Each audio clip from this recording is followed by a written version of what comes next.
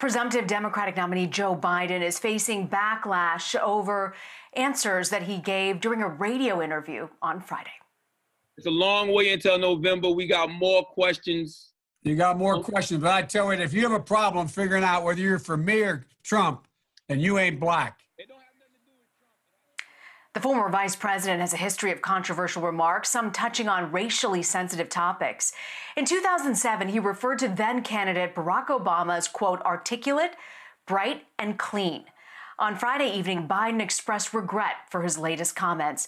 In a statement, Biden said that he would, in his words, quote, never ever take the African-American community for granted, and that he, quote, should not have been so cavalier. CBSN political contributor and Democratic strategist Joel Payne joins me now. So, Joel, I mean, there's been so much pushback on this on social media, especially from the African-American community. You know, the campaign hasn't actually formally issued an apology, but do you think Joe Biden said enough on this to put this to rest? I think they did a good job of cleanup yesterday. And look, this was a tough moment for the Biden campaign. The African-American vote is very important to his hopes to defeat President Trump this fall. And the former vice president, this is not an issue of trust with the African-American community. African-American Democrats I speak to think Joe Biden is the right person for president. That's the reason why they rallied behind him in South Carolina. This is about political judgment. This is not about his feelings about the African-American community. I think most Black Democrats feel comfortable with how Joe Biden is as a politician and how he relates to the African-American community. It's about his judgment and whether or not he can actually execute this case against Donald Trump. That's why he was picked. Moments like this create a lot of doubt related to that thesis. You know, it's hard to ignore, Joel, if you were on social media. You Ain't Black was trending on Twitter. Do you think this in any way damages his support among the African-American voters? I really don't. You know, African-American voters have been very pragmatic this cycle. We have told you with our votes at the ballot box that we care only about defeating Donald Trump. And that is consistent with the folks who I've talked to. And, you know, the conversation that I hear is this was a bad moment. Yes, he shouldn't have said it. But ultimately, all we care about is defeating Donald Trump. That is the number one goal for African-American Democrats, and they feel like Joe Biden is best positioned to do that. What Biden has to do is protect that trust that he has created with the African-American community by demonstrating that he can stay away from gaffes like this. You know, Biden has said that at no point has he taken the African-American vote for granted. Yesterday, here on CBSN, I had on Derek Johnson, who's the president and CEO of the NAACP. I asked him to weigh in on this. Here's what he had to say. In order for his campaign to win, he must garner more support from the African-American community, and those comments take away from that. We have to have November elections where African-Americans' voices are heard. You either lose or you win with the support of the African-American community. And if his campaign is not taking that serious at this juncture, there's a lot of questions that still need to be answered.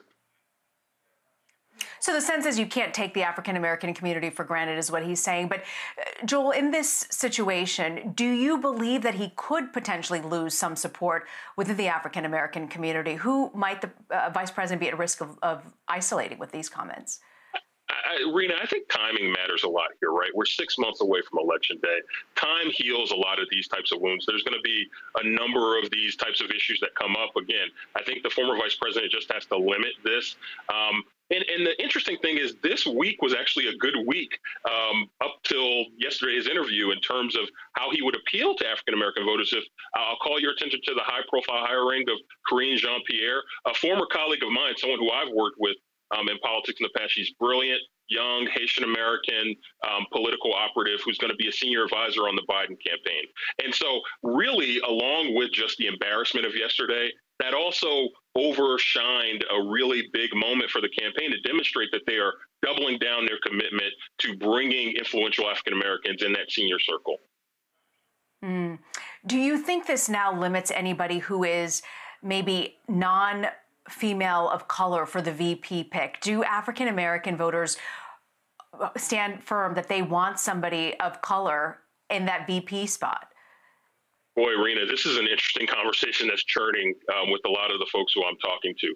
There is one school of thought that says that the only choice that Joe Biden can make is an African-American woman. And there are plenty of highly qualified African-American women: Kamala Harris, Val Demings, Stacey Abrams, Susan Rice, right?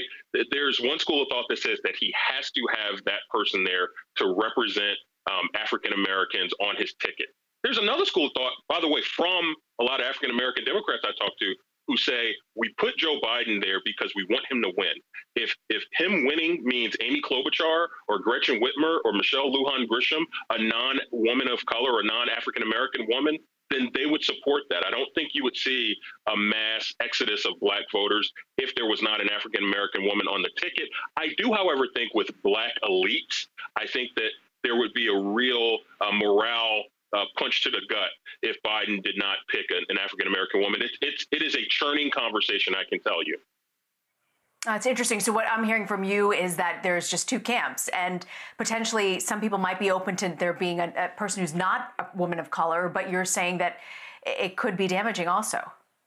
I would say it really, the dividing line here is between African-American elites, media elites, frankly, people like myself, people who go on TV and talk, people who are, kind of at the high rungs of Democratic politics, and also people who are high-profile African-Americans, right? People who are influencers in the African-American community. I think it's maybe a little bit more important to them. I think for rank-and-file African-American Democrats, I don't think so.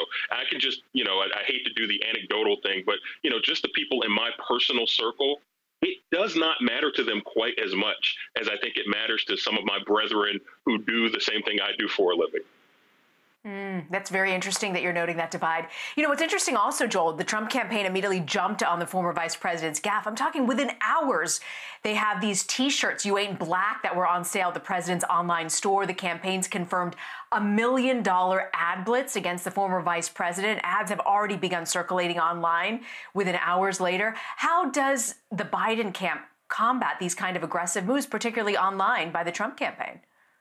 It's so interesting. The two models that you show showing those shirts, I wonder if they'd actually vote for Donald Trump. That might be a good question for an industrious journalist to go dig into.